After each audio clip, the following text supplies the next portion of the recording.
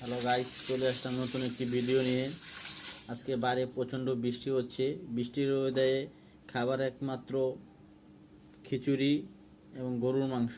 তাই আজকে নিয়ে আসলাম বৃষ্টির দিনে মজার এক রেসিপি, পাতলা খিচুড়ি আর গরুর মাংস।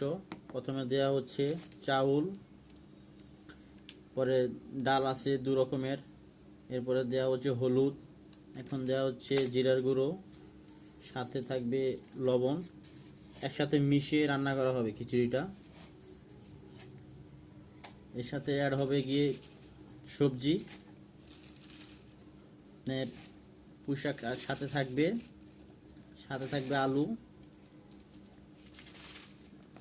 দেখতে থাকুন ভিডিওটি,